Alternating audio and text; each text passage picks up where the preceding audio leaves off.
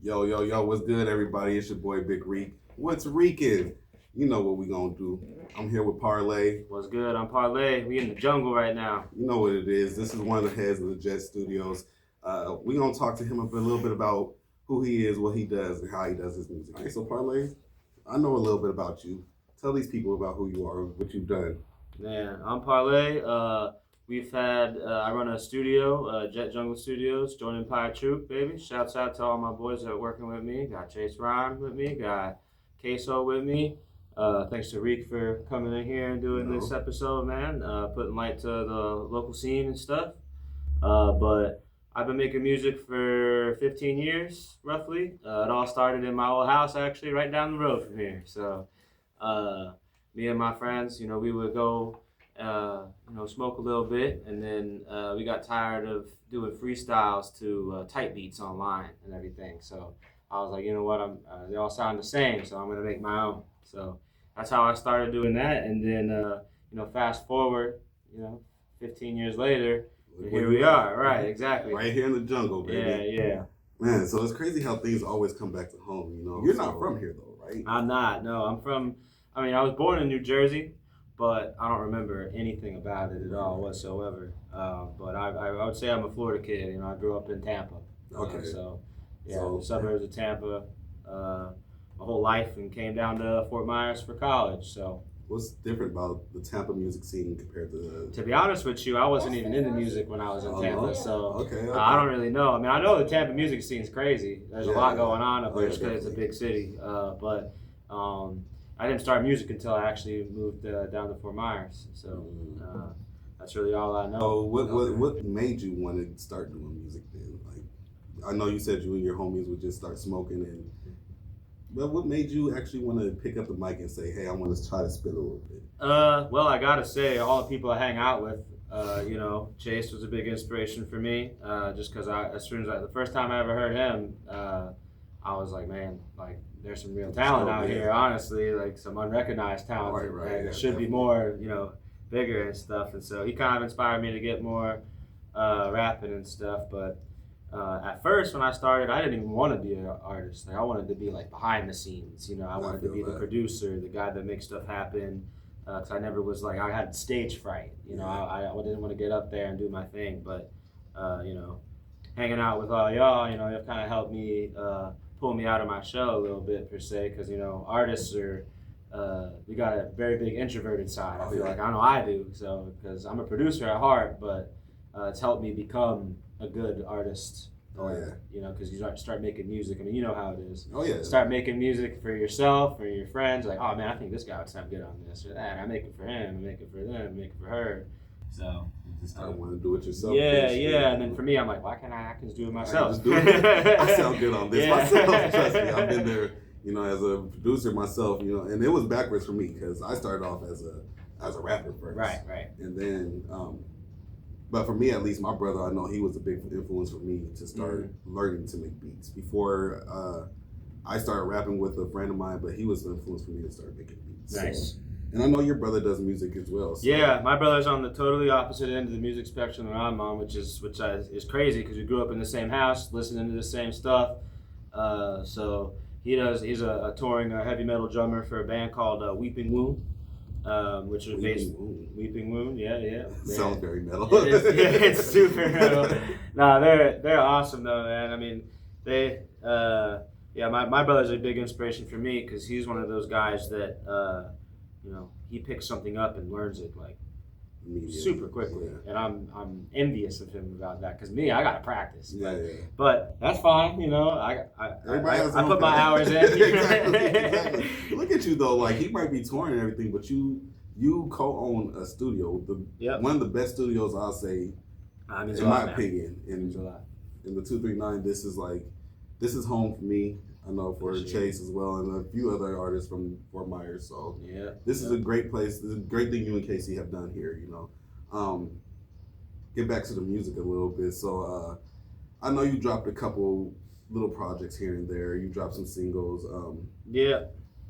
The first thing you dropped was a collaboration project for Jet, though, between you and Queso. Right? Yeah, we've been dropping music for Queso and I combined have been dropping music together for 5 years, 6 years. So, my first artist name was Palms, so I dropped it under that artist moniker back in like 2020, 2021. We had a couple of music videos and singles here and there. Man, it's been so long, I forget the name of our original project that we had.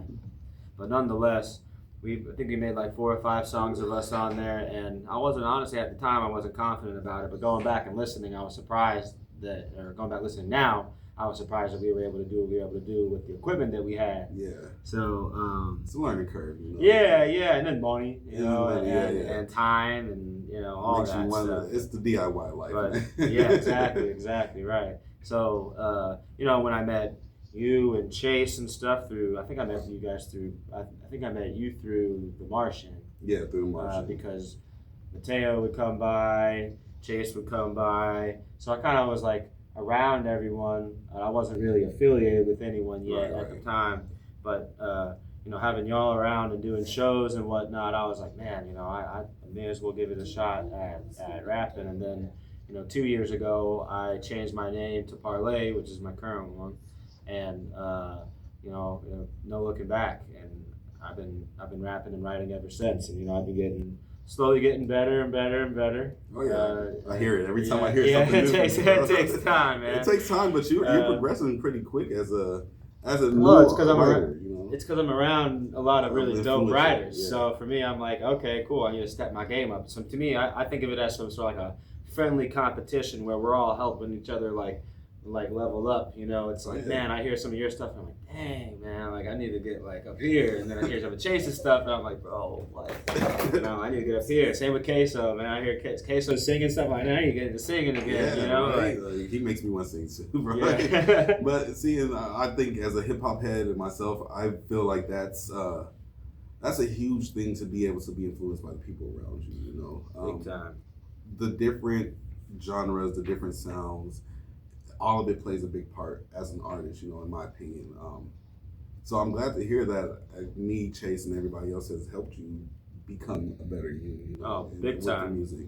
Big time. I mean, like I said, just everyone's got their own unique style. Right. So for me, it's like I'm able to maybe pull a little bit of innuendos or word plays from here and there, and be able to combine it. Yeah, I mean, I don't think about it naturally. I don't be like, hey, I want this hook to sound like Riik. Right. Naturally, I hear your song, and then sometimes I'm like, oh man, I think I might have accidentally pulled that from one of your tracks that I heard. I've done that. I'm pretty sure I've done that plenty of times too, dog. No, but that's cool though. Like, and that means a lot to me too because I don't hear it as often either. But I'm not around as many artists as you are, so you definitely have a lot more pull from different people to help influence you. Yeah, we're around a good amount of different types of artists too. So it just helps working as a producer. Honestly, to be listening to how everyone delivers their stuff, and then it helps transform me as an artist to like okay, I remember when that guy did that. Maybe I can try something funky like that. You never know what happens, man. You don't, man. You got to think outside the box with this stuff too. So thinking about the stream you guys are doing, I know you guys had to take a break due to issues. Yeah. We won't get too deep into all that, but just the stream itself, like being there in the room and seeing the growth over the weeks of you guys doing it, because you only did it for 3-4 months, I'll say. Yeah. So we started streaming in October. And then I think within a month or so, we got to be an affiliate with Twitch, which is pretty awesome. I've heard that's a big thing. Not as easy to get as how we got it, which is pretty blessed, honestly. But yeah, we do music reviews online. People just submit their music, and we're one of the few ones that do like free music reviews, because a lot of people do like paid and stuff. And I'm like, I get that. Everyone's got to get theirs, but at the same time, I feel like as far as some of the independent artists and stuff, they don't got that kind of money to constantly be spending to throw, hey, review my song, here's $5, $10 here, $20 there, I'm like, that adds up over time. So for me as an artist, I would enjoy, submitting my music to someone who does it just out of the love of music and being able to listen to new stuff. And that's honestly helped me a lot as well. Yeah. Because, without that, I mean, Chase and I have a project possibly coming out like next year sometime, or later this year or next year sometime, and with some beats produced by a couple of producers on our Twitch stream that we met. That I would have never met if it wasn't for Twitch. Yeah, so definitely. I would say that's a really dope avenue that I never thought that I'd be taking. Shouts to Antone for helping me get all that set up, because he literally was the one that kind of pushed us to get to that point. So grateful for that as well. I know as an artist, I definitely look for those kind of streams because it's hard. Again, you said it yourself. It's hard to come across somebody that cares about the music itself. Yeah. That's kind of what led me to wanting to get back into trying to do these interviews again, even if it's one in the blue moon, but just being able to talk to other people about music and the love, something that I love. Right. I mean, it means a lot because we all do music for different reasons and stuff, right. But it's all very personal nonetheless. Exactly. Being able to talk about it kind of helps you, I guess, understand yourself a little bit more as well. So. Oh yeah, through writing over the years, I've definitely learned about myself. I feel that, brother. Speaking of, what is it that drives your music? Where do you pull a lot of your music come from? Because your last project, for example, is very vibey. Mm-hmm. I know you don't smoke heavy like that anymore, but it's very smoke heavy. Yeah, I would say during when I was younger, my artist that I listened to the most was probably like Wiz Khalifa. I listened to a lot of his like mixtape era stuff. Same with Currency. I listened to a lot of Currency. Shouts out to New Orleans, right? Yeah. So, Big N.O. Yeah. Yeah, no, but I listened to a lot of them, and back in the day, I definitely did smoke a lot more back then.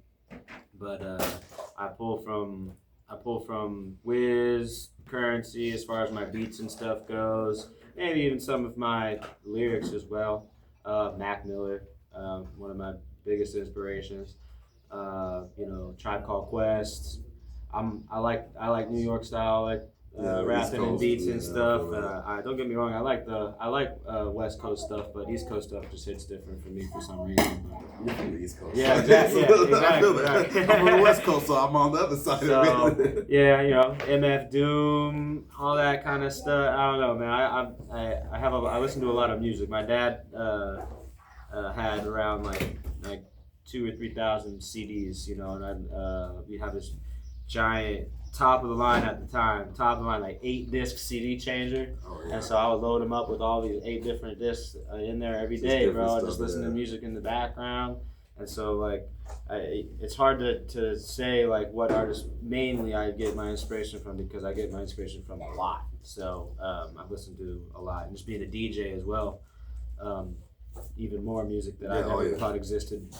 Recommendations, yeah, and things right, like that yeah, people come up with all the time. So for me, it's like I'm just a melting pot of all different kinds of music and culture. And that's a good thing, though. As an artist, you want to be able to be versatile. You don't want to be stuck in a box. No way.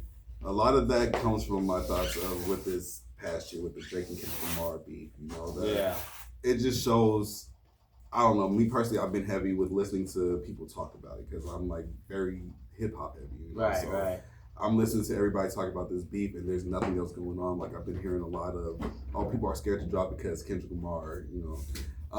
How does it feel as a DJ, as an artist, as a producer? How do you feel about the whole thing with being able to still be yourself and drive the music that you want to drive without being influenced by others? It's a good question, Rick. I would say, if you make music for the right reasons, then that's not really a problem. Right. Because for me, I make music for myself at the end of the day. It's nice for other people to listen and stuff, but it's therapy for me. So that, to me, I'm like, nothing really turns me off from putting out music and whatnot. It's hard to put into words, but that was a good question. But I make music for myself. So, could you repeat the last part of that question? Yeah. Like, what is it about you as a DJ, producer, artist yourself that makes it. What makes you still be able to put out your music without being influenced by everything else? Not being okay. That's tough because I mean artists are emotional beings, so like we take in a lot around us and everything. But I'm fortunate enough to have my own space. Yeah. It's where I can like lock in and tune all that out because music really helps me with that. To be honest with you, being able to like focus, because there's just so much stuff going on, especially in the age that we live in now. Like all the information we're getting constantly every day. Social media is nonstop. Marketing yourself. There's so many different things going on, but being able to actually be in the studio working, or even in my room, honestly, bro. Like I have my laptop, just making something. Yeah, it helps me literally tunnel vision and just like cut out all the distractions around me. So that really helps. Just honestly locking in the studio, man, and being able to get away from the world and having my own space really helps me with that because before. It was fun making music and stuff with a lot of people around and whatnot, but I never felt like I was truly ever able to make something like solely myself, like you were saying. I felt like I had a lot of outside people go, oh, maybe you should do that, maybe you should do that. And then, naturally I'm like, oh, maybe I should. But being able to lock in, whether that's just me or me and Queso, me and you, me and Chase, or all of us, whatever. I feel like as a team, we're pretty solid with being able to kind of cut all the distractions out and making stuff like solely from like our mind and everything. Oh yeah, definitely. I definitely agree with you there because I know, like I said again, I know you just dropped your project. Chase just dropped a project. Queso, he's dropping stuff. Everybody's working on this. It's all working. It's a progress. So let's talk a little bit about your most recent project then, a little bit more because really didn't get to dive into that. Cadillac Chronicles. Kind of like Cadillac Chronicles. So yeah. What drove that album that EP, I should say, to come about? Honestly, man, I had no true plan for that. It was just I've had a lot of music made that I don't know why I've been holding on to it. So just time, a bunch of stuff going on business wise. But for me, I was like, you know what, I need to get all this stuff out slowly, so I kind of combined a bunch of different styles that I've made. The only beat on there that wasn't made by me was produced by Antone Now. Okay. Shout out to Antone. Yeah, shout out to Antone, which is King, the song King, which I don't know if it's because he made it, but that's my favorite song on the album. I didn't know he made that beat, though. Yeah, he made that beat. Yeah, actually, he worked on the beat he made. But. It was funny because the story behind that was we were doing submissions on our Twitch stream, and Antone hopped on, and he put that beat on, and I'm like, dude, like my bars are flowing right now. Let me get that. And so is that right one? Yeah, exactly. We did some business and got that taken care of, but yeah, no, that project is just probably more me as just a rapper because I don't think I did any singing on that. No. I mean melodics. I know I heard melody, but that's kind of common for rappers nowadays. Yeah, more melodic and stuff. So, but it was more rap heavy for sure. Like the melodies were more in the hooks where it should be. Yeah, right. But the verses were bar heavy. Yeah. And again, I could listen to that and I go back and ride to it, smoke to it, and just vibe. So I enjoy listening to that. Thanks, man. But yeah, no, I definitely more bar heavy, and I just wanted to showcase my range too, and the different types of beats that I could hop on. Because I don't have a particular style. Whatever beat I'm making is just like, oh, this sounds cool. This sounds cool. Let's put it together. It's not like I'm going in and being like, I want to make a such and such type beat, today. Yeah. Like, I just go in the studio and I make something. Whatever sounds cool to me at the moment is what's going to happen. It's funny. That was honestly one of my next questions because as a producer, that's something that I do myself, and I'm like, man, do other producers do that? Like, yeah. I feel like a lot of people just go in and just like, all right, I'm gonna make a hip hop track today. Like, I can't do that, bro. No, I can't do that. I feel like that's super limiting yourself. Right, and so I've noticed, like, watching YouTube producers, that's what they do. They'll go in, I'm like, okay, today we're gonna make a Kendrick Lamar type beat. And it limits you, like you said. So it's what can you do as a producer for the producers out there besides us? What can you do as a producer to help that inspiration? Oh man, I mean, get out and live a little. You know, go meet people, go talk to people, go do different things constantly. I feel like people are so locked in at home on their phones all the time, they don't get a chance to go out and enjoy life for what it really is. Everyone looks at it through a lens, you know? Oh, yeah, definitely. So for me, it's like, gotta go live life, get new experiences, get it. That's how I get inspired, at least, you know, by meeting people. You know, I make songs about people I meet that I'll never see again in my life just because I thought they were interesting, or, you know, I make up a story about some random person I saw, and I'm just like, all right, well, this is what the song's going to be about, this random person, even though it has nothing to do with them. It's just a story I made up in my head that I was like, you know, I'm gonna write about my story about this person. See, to me, that's what creates poetry and art, is like being able to use your imagination. You don't know anything about somebody. You said it yourself, and you can create a story based off of how they are, how they walk, how they dress, just their demeanor themselves. Even as a kid, you know, when my mom and my dad took me to like theme parks and stuff, and like we were just sitting down eating and everything, like I would make up stories about people in my head all the time. Like, people watching, like I'm like, it's fun, you know, it's funny because it's like it's probably not what it is. Yeah, exactly. And if it is, it's like crazy. It's like good read to pray people. Right? But and that helps. Like I said, as an artist, I feel like that is kind of key to be a storyteller, to be able to look at something and just be like, huh. And I would even say that it's funny because when that happens, though, there are some days where, because like on that question you asked beforehand about, you know, do you go and make something specific and stuff? Maybe every once in a while I'll go out and I'll see something and I'll be like, all right, I want to encapsulate the vibe. Of of whatever that is, or that person, or this place, or something. But you're making it more off of your emotion at that point. Yeah, right. That's not like I'm making a hip hop beat about this place. It's like I'm gonna make a something that encapsulates the vibe of that place. It's even if it's a high tempo or whatever it may be. Like however it made me feel. It's like, you know, what was the vibe of it, you know? Because I always look at things too differently. When it comes to like color and sound and like, you know, what did this place sound like? What did the place look like? You know, what was the color? Green? Okay, cool. It's gonna be like nature and like all that. Or all right, cool.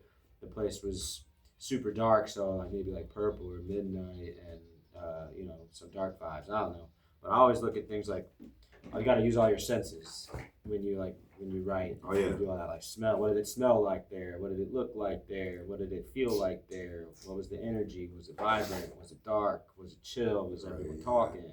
So yeah, definitely, especially when you're writing, those little sensory details helps create the image for the listener. You know, because I know personally, me, when I start writing, that's sometimes I'll try to do that more, especially now. Is like, how does this moment feel to me? How does it taste to me? What am I smelling in this moment? Yeah, as a writer, a producer, an artist, that helps with everything. I feel like the more details you have or you can retain, the easier it is to write about something. And because like that's all writing really is, it's just details. That's all. So as a producer, how do you encapsulate those feelings? It's a little different as a producer because as an artist you can just say it, right? You know, but as a producer you got to make it feel like that. So really, I would say it takes time to be able to get to that point, to be able to encapsulate a vibe specifically or encapsulate a moment specifically in a song, because you gotta know, you know, song structure, notes, all that.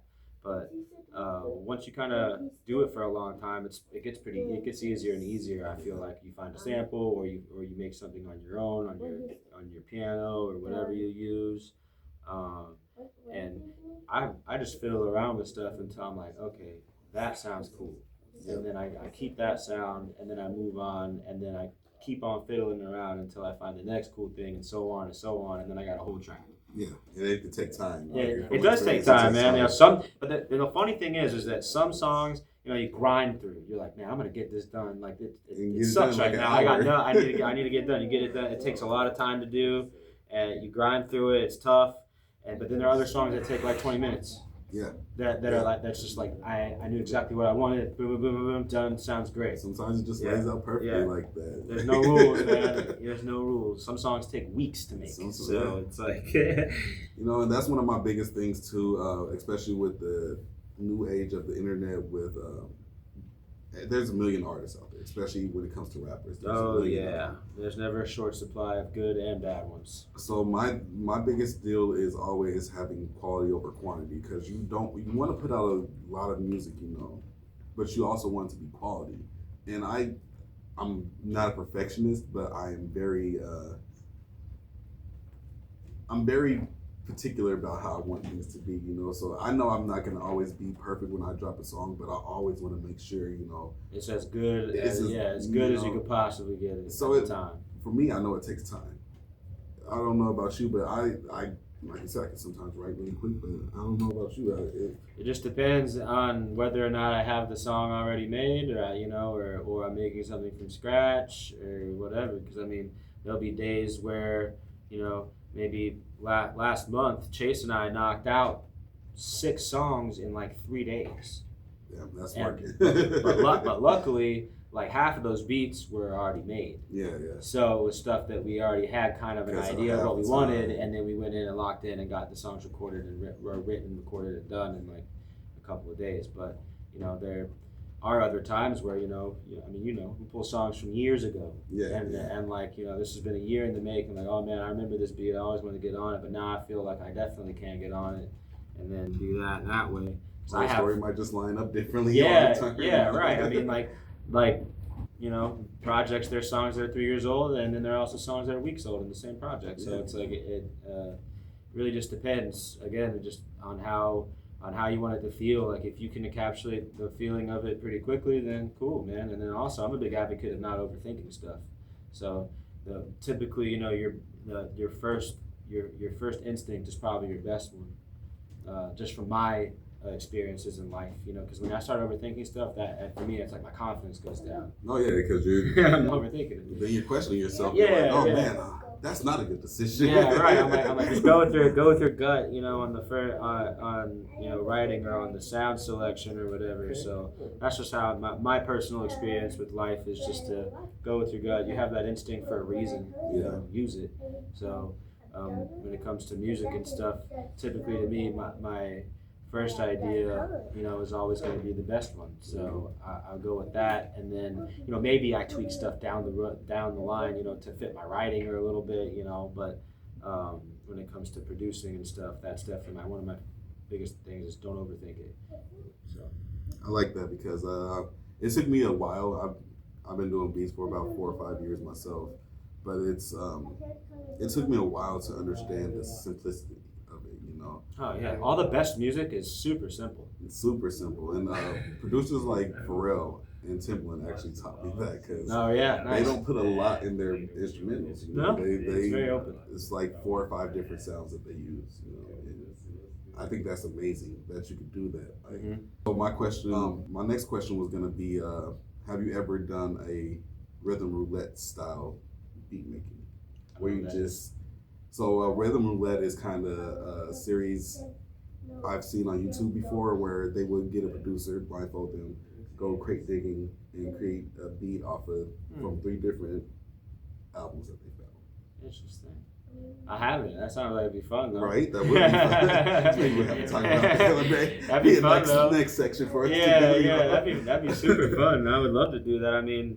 Like I said, I DJ all the time, so hearing new stuff and mashing stuff up and being able to do like create a whole samples that you got from years ago. Yeah. And honestly, I just got a track lib too, which is super dope. Yeah, I've been wanting to get into that.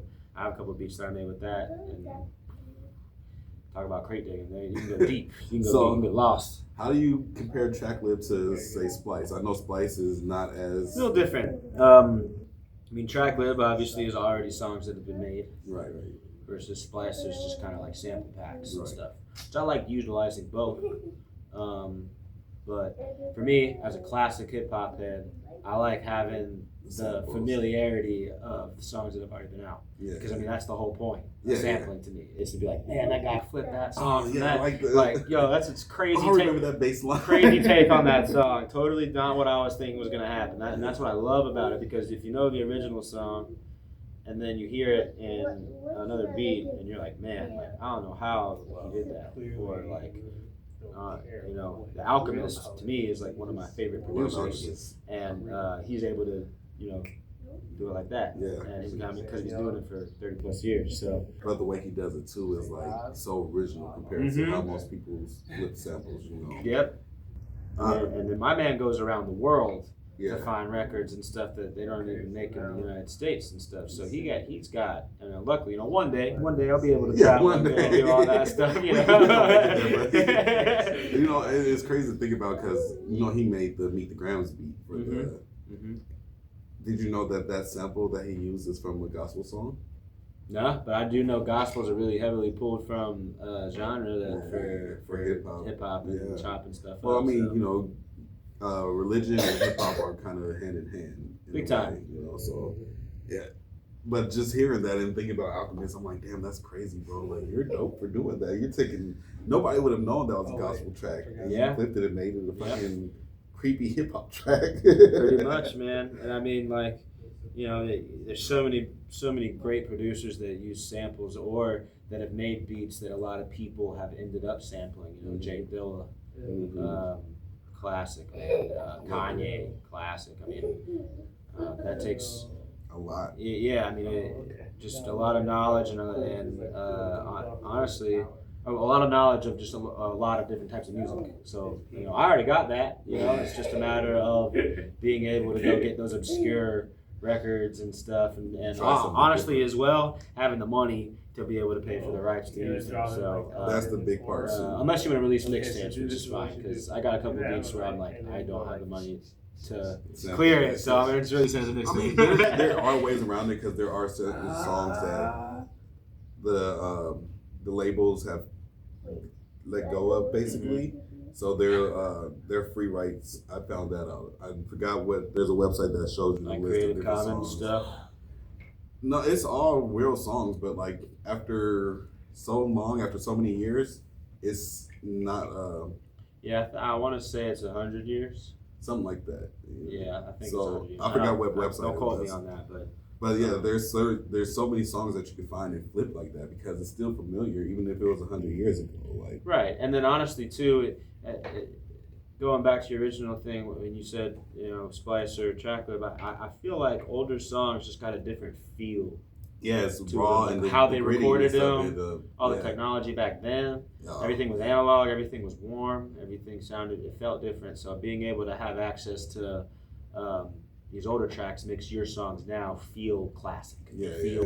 Especially with the crackling of it and everything. Yeah, man, the classic tape saturation, the classic, little white noise going on from the microphone. Like the best part about that is that nothing was perfect back then. And that's how they did everything. But that was the human part of the art. Now I feel like we're taking a lot of that human stuff out by making everything sound super clean and super crispy, which is fine. It sounds good, but like I said, I'm a classic hip hop head. I like older music, just because my dad had all them CDs and stuff. So for me, like listening to all these old records and stuff really makes me appreciate the more human side of the art and the music and everything. So also, I have a big problem with producers nowadays because they don't flip samples. They basically just copy and paste the sample, and just put some extra 808s over the top of it. I gotta do something with that. I gotta do something. Although there is a couple times where you're like, man, this thing sounds too good. But I guess it all just depends on the song. Yeah. Everything's very in the air. But I always like trying to do something like chopping it up or tuning it down or slowing it down or something. Because at that point it's like, what are you really doing?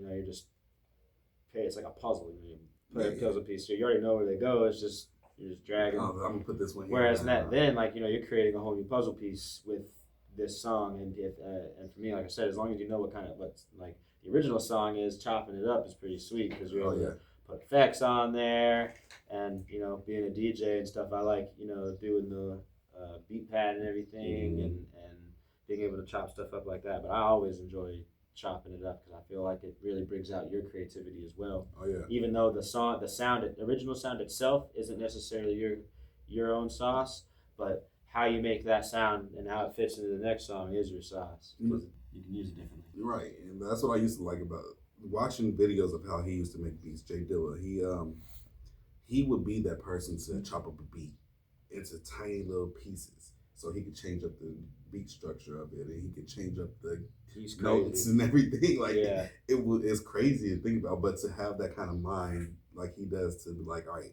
I'm gonna cut here, and I'm gonna put this note here, this note back here. I will say it's kind of mad at some point. You get kind of like a mad scientist. It takes a lot of time to get in there and be able to do that, especially with the technology that he had back in the day. Now, for me, I can drag a sample onto my computer. I can cut everything out if I wanted it to. I can play stuff here and there, which I've done before. But then, you have to load it up on the MPC, you had a quick and then you had the drum pad and the sampling machine and stuff. Yeah, right. Like really quick.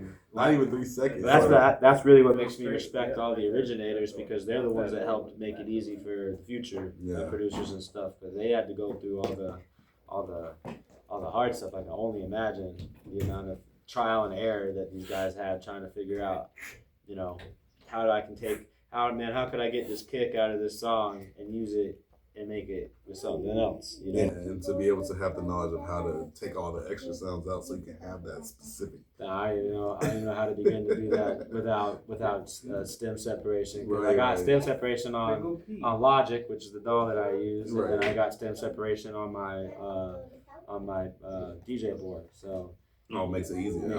Especially for a DJ, because to be able to splice two different songs together like that. And I'm a mashup DJ, so being able to do that's like king. So I can take a beat or something and then put a vocal from a totally different song onto that beat, and then be like, whoa. And a lot of, I've noticed a lot of DJs, like I would love to have a DJ for when I perform, but it's hard to find a DJ because a lot of them don't DJ. They are button pushers, Yep, and that's the bad rap.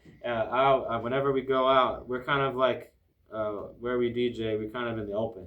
Yeah. So people can come behind us and stuff, and people are always, I see people checking to see if we're like really working on stuff. I promise you, I'm really working right now. And I actually had a guy last week. He's like, yo man, like I don't come here often, but whenever I do, it's just nice to see that you're actually real DJs. Yeah. Actually being able to mash songs up and stuff in real time and do that. And nothing against any other DJs and stuff, because really all DJing is just being able to get the vibe right of the place, which even if you are a button pusher, if you're able to do that right, that's like 90% of the battle. Yeah. But if you're able to add a little bit of extra, like flair, a little bit of extra cool transitions or whatever, on top of encapsulating the vibe, then you got it down packed. We've had that gig for like 3 or 4 years straight, so I'd say we're pretty kill solid. It every week. Yeah, and then we do it live, so. There are times where I mess up and everything, but as a performer, you gotta roll with the punches, keep on going. But being a real DJ, you don't know what you're gonna get necessarily every night. So I have people come and say it's refreshing to know that there's actually still some real DJs out there that actually enjoy the craft and being able to mash stuff up on the fly and do stuff on the fly. So that especially with performances for artists, like. To be able to come up with a show mix as a DJ that gives more of a performance value. Right. And I gotta tell you, man, I don't have a lot of experience with that. I've done DJing for artists and stuff, but mainly for just in-house, like me or Chase or Casey, but that's where a couple other people, practicing with the people around you. Right. Going from there, and like I know eventually you'll be able to get to that point to where you can do it for other artists, but. As a DJ, you and Queso both being DJs to do it for the team is probably the most efficient, because you know exactly, the songs already, you know exactly how it sounds, you know the BPMs, so it's easier for you to. I would say I was really lucky that I was a producer before I was a DJ, because the producer, BPM is a very basic kind of starting point. That's how we all start. You know, it's like, how fast I want the song. But as a DJ, there's a lot to learn. Right, yeah. So if I DJ first and then became a producer, it'd be a little different. But being a producer, I kind of know what fits. And I know how to like blend songs on our EQ on our board as well, just from one, just using my ears, but two, just experience in the studio as well. So good, you said it. Years, being here for years doing this. Yeah, time is definitely. I wouldn't say as an artist necessarily, but as a producer, time really makes people grow and age like fine wine. Because I mean, some of the best producers right now are in their 50s. 40s, 50s, and 60s, and I mean like, even older. So like for me, I'm like, this is a lifelong journey, man. Like you don't need to be big overnight. Like you're not going to be. Success takes time. Yeah, unless there are people that are like that, but I mean I feel like people that get like that fizzle out pretty quickly. They get in, they get out, and they're done. Still chasing the same high. For me, it's like I love the music, so I don't know. I'm gonna be doing this the rest of my life. Yeah, so, exactly. I feel the same way. It doesn't matter to me. The time. There's no timeline I have to put on it necessarily. It's just something that I enjoy doing. So. No, that's cool to hear, man. And I'm glad I got the chance to sit down and talk to you about all this because having a perspective of a different artist, a DJ producer, and being able to take some of the knowledge I learned from you today and how you feel about things. You said it yourself. You imply a lot of things you feel from other people or learn from other people. That's something that the reason I want to do this, so I can learn about others and learn how to install what others do into what I do and make myself better. Big time. I mean, we all, this is a game of learning. Yeah, definitely is. Life is, honestly. And the way I see it is if, get 1% better every day. Learn one thing a day, one thing. That doesn't require much time or effort, honestly, for me. Yeah, and that's definitely where I'm at, so... Probably gonna get to the library with the kids at some point today and nice. Go reading a little bit. Go read a little bit, expand the brain. So again, I'm glad we had this conversation today, man. Yeah, bro. I always appreciate you coming by, bro. Yeah, for sure. Excited for your next stuff coming up too, man. Oh man, yeah. That's another conversation for another day. Bro. You know what it is. What's Riikin? Parlay, BigRiik. Let's go. Y'all heard.